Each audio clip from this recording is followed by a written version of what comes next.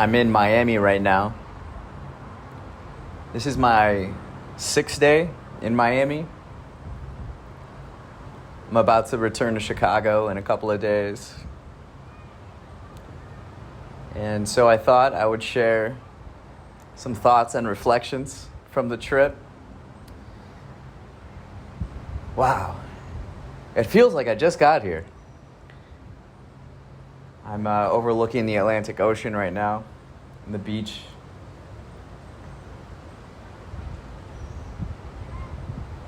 I gotta say, the weather's pretty great. In Miami, coming from Chicago where it was like, it could be 60 today. It also could be 30. It also could be raining and cloudy for the next 5 days. The forecast coming here was just straight sunshine and 82. It was pretty good. For me, I've discussed this with some friends. If you don't know already, have kind of a disciplined wardrobe where I only wear 4 colors: navy blue, dark red, brown, and gray / gold a little bit. And because it cuts down on my decision making in the morning and I don't have to exert mental energy on trivial things. But I did buy these pants for Miami. I don't necessarily love them, but anyways. Mental energy, and it is nice. I never really thought about it this way with the weather, but the fact that one does not need to think about what the weather is going to be like today, it cuts down on expending energy on small things in a way. I will say this though, I have to think about applying sunscreen. I don't know the answer to this, but how much sunscreen do people put on living in Miami each day? Like, do they actually put it on, or like, I don't know. I haven't put much on at all. I only laid on the beach one day. Now we have this incredible view of the beach right now that we're overlooking, but I was only on the beach one day so far. Maybe the next couple of days I'll do it again.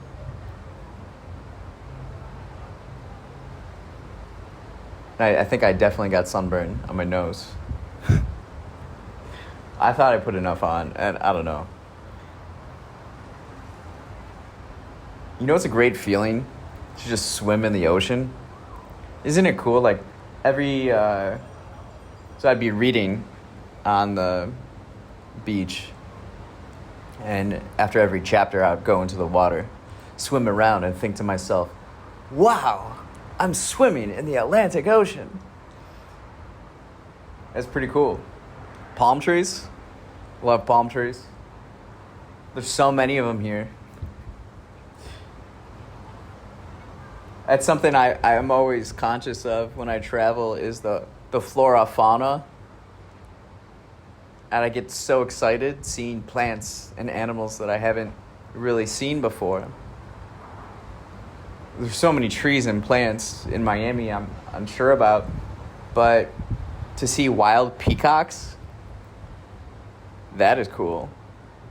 I went to, for animals, I've seen lizards, peacocks, roosters, cats, some type of like a duck, but like pink on the nose. Beautiful flowers, very colorful. Everything is vibrant and alive. That's what I love about Miami, and it's like that with the culture and people as well. Everything is lively. And I'm curious if there's a correlation between sunshine, weather, and happiness.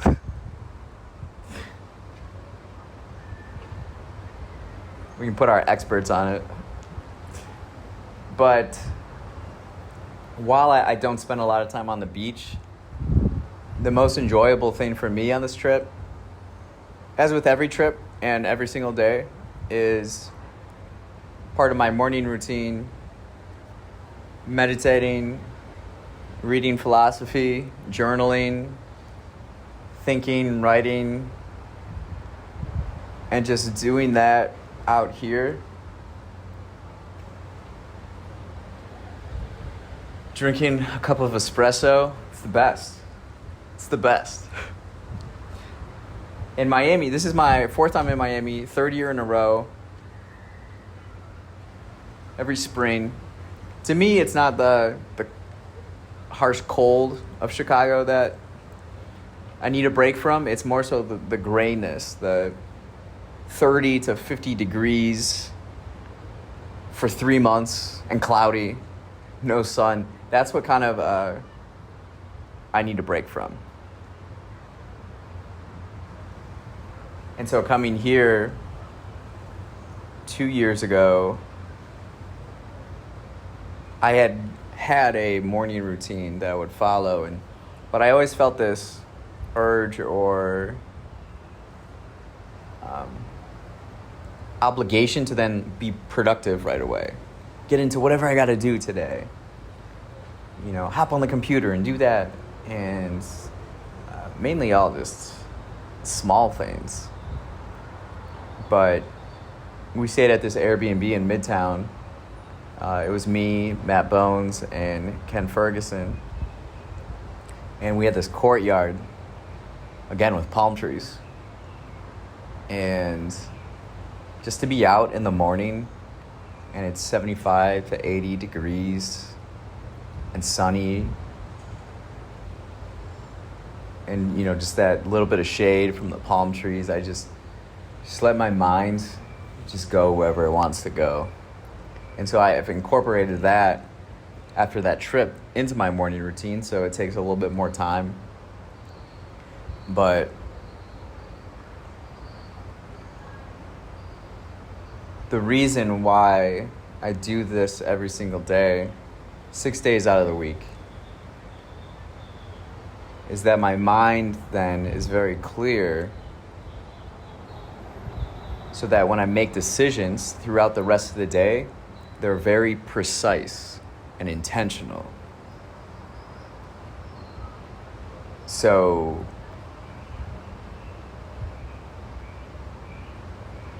there's a lot more direction and production.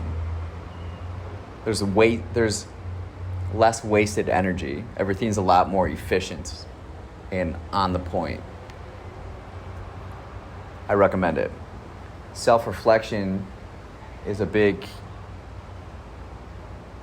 theme throughout this trip in particular.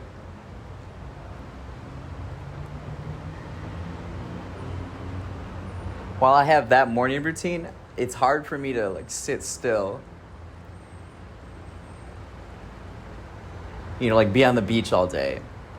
I just love exploring and I love learning. And I can't do a whole lot of that if I'm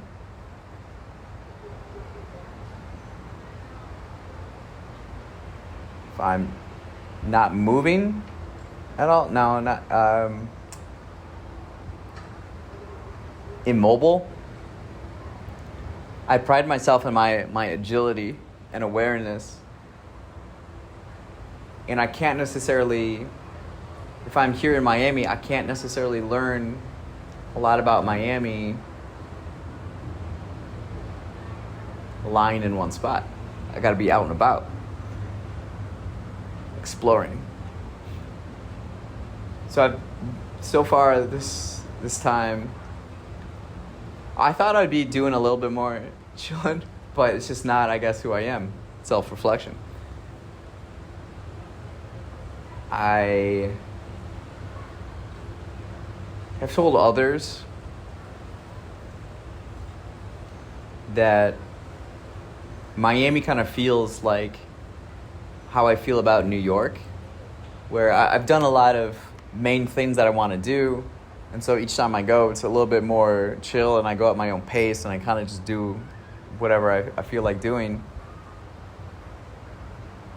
This time was kind of like that. I went to Vizcaya Museum and Gardens. It's the estate, like villa of, I think his name is John Deering. He made his money from agricultural equipment, International Harvester, McCormick. And so it's this beautiful on the water, on the bay mansion. And it was built in 1916.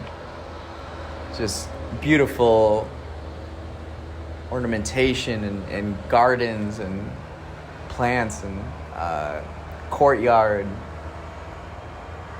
And the rooms, everything is extravagant. I've been really into design over the last 5 months. So something I've been doing on this trip is paying attention to the places I go and how they're designed and what's intended with how everything is placed and what is placed. Light fixtures. I've taken photos of like every light fixture that I've seen, and they're all quite different. But they're all evoking a type of emotion or feeling from people within this space. I love taking photos. I took so many photos on this trip to Vizcaya. That's where I saw some of the peacocks on my walk to Vizcaya. I went to a Miami Marlins game my second day. That was cool. I love stadiums. I love checking out stadiums and watching sports and getting a sense of the sports culture in a place. I got a sense of the sports culture in Miami going to that Marlins game, and then also the Heat game. I went to the Heat Bucks game last night. And it was probably like the worst experience of the trip so far. So I'm trying to hit up this bus. Something I do when I go to places, I like experiencing the public transportation. One, because it's an affordable way to get around. I get off the airplane, I buy a 7-day pass for $30, and for 7 days I just ride the buses or whatever. I've only taken 3 Uber trips in 6 days. I think that's pretty good, especially for like exploring as much as I do. But I'm trying to catch this bus, and I'm in Miami Beach, and we need to go downtown. So I'm tracking this bus. I go downstairs, and then it starts pouring. It's downpouring. And I'm just, I'm like, oh man. If I sprint, I should meet the bus at the same time. And I think it'll be okay. And I bring my notebook everywhere. I just write down observations, make notes, things that come to my head, I write them down. So I'm trying to, put in my shirt so it doesn't get wet. And it's just downpouring. The bus isn't there. There's a couple others that are there too. We eventually, instead of standing in the rain, we go underneath this like parking structure. We wait another maybe 20 minutes. Bus comes, get on, just drenched. So I'm going to the Bucks game. I haven't bought my tickets yet. I always wait till like right around the event time starts with bigger concerts and sporting events. And I see the like prices fluctuate. And the prices go down closer to the start time. 9 out of 10. So someone asked me when we were standing there how often it works. I said 9 times out of 10 it works. There'll be that one time that it doesn't work. And you're kind of kicking yourself. You're like, I should have jumped on it when I could have. So we're on the bus. I didn't buy tickets yet. Then we're stuck in traffic. There's a bridge that goes from Miami Beach to downtown. And it's just really slow. So it's like a half hour now after the tip-off of the Bucks-Miami game. This is the game 3 of the Eastern Conference quarterfinals. First round. I get tickets. And I go in. My impression, I thought the arena, it used to be FTX Arena, and now it's Kaseya Arena, which is like an IT company. And from the outside, the arena looks really state-of-the-art, innovative. Like a lot of these buildings here, they're beautiful. But I was shocked to find out, like inside, it seems pretty outdated. You know, I've gone to a lot of United Center games and Bucks games at Pfizer, the new arena in Milwaukee. And Milwaukee's arena is way cooler than the Miami one. And I was just shocked by that. But you could tell it's probably old. I didn't look up the date that it was built. But it does remind me of those built in kind of the 90s. It was kind of like the United Center, but kind of not as majestic, I would say. It reminded me a lot of the Bradley Center, where the Bucks used to play. And that just kind of shocked me, because I just think in Miami, you'd think it'd be a little bit more flashy and I don't know, innovative. Fancy? I don't know. Cool? It wasn't cool at all, really. There were a couple aspects of it that were really cool. Some artwork and lights. But, so then I was there, and the Bucks lost. Pretty convincingly. Now, Giannis is out.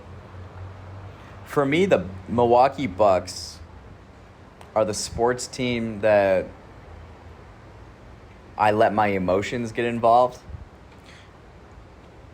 Everything else, I'm very detached, but I enjoy watching and following everything. But I'm so inspired by Giannis and his growth, and I want to see him become the greatest basketball player of all time. I'm so proud of him as a human being. He feels like a little brother to me, and I just want to cheer him on. I'm so proud of him. And he's been out, so he didn't play. But I just get emotional. Like I lose control of my emotions, and I practice every day on controlling my emotions of things. But Bucks games, certainly compared to other Bucks fans, I control my emotions more, but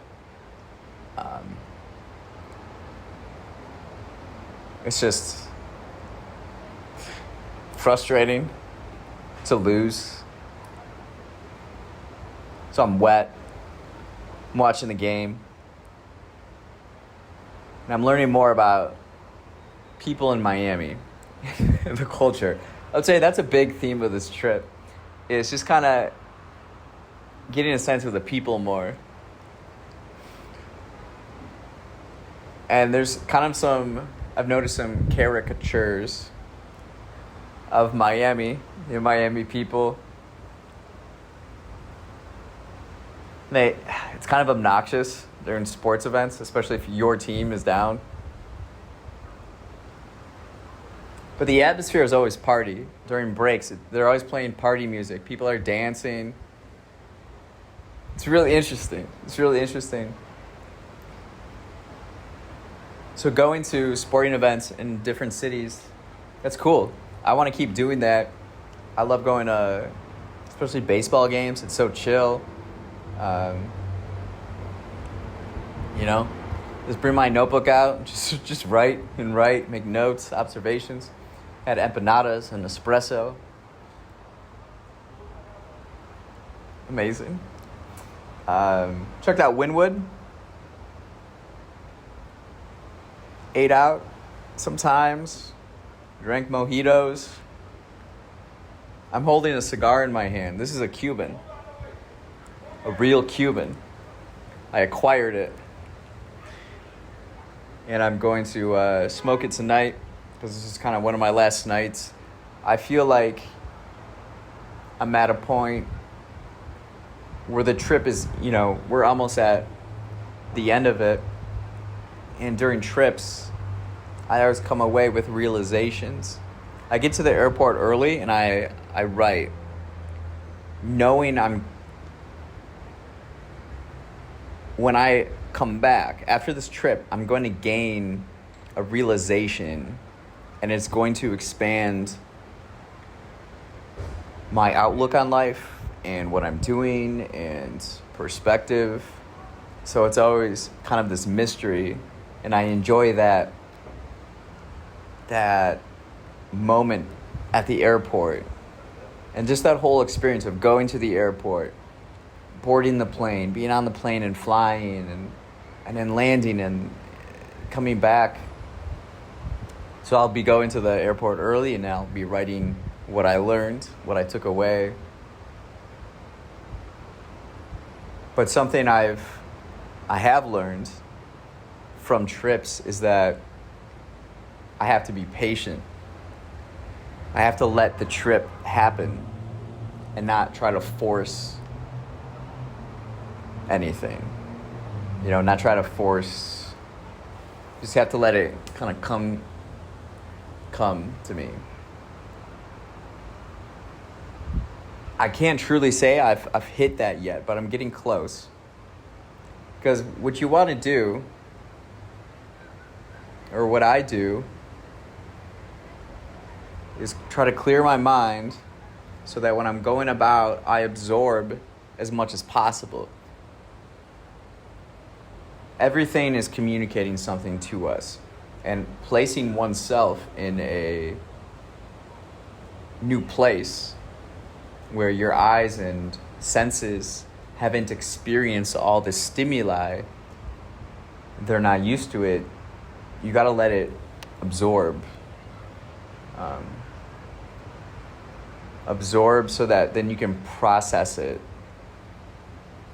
all that information, right?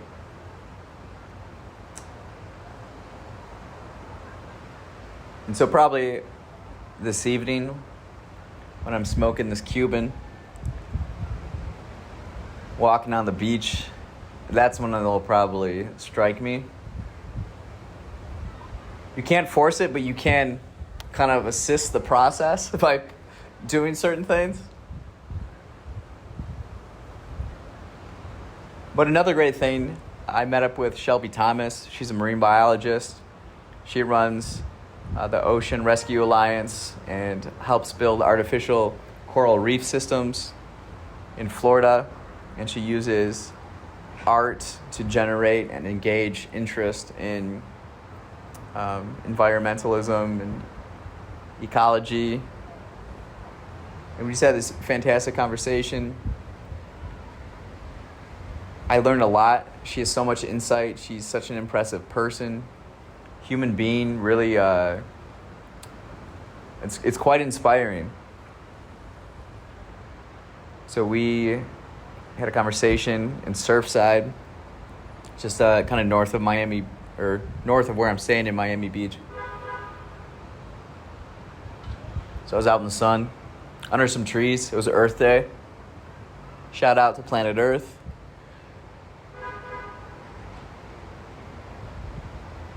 It's kind of been a theme of the trip too, thinking about my relationship, our relationship as human beings to our planet, and thinking about progress we've made and issues we need to work together to solve. But I'm so optimistic and hopeful and want to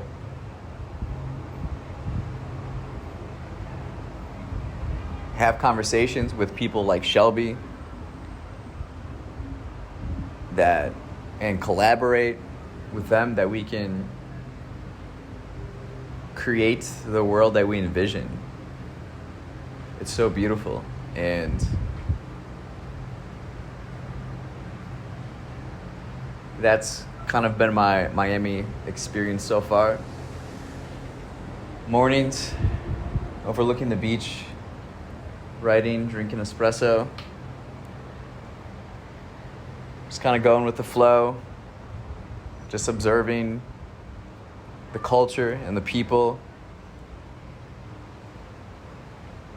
And also hitting up spots that have been a part of my experience the last couple of years. And that is the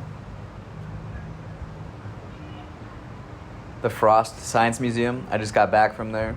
I think they do a fantastic job of presenting science in a way that's engaging and fun,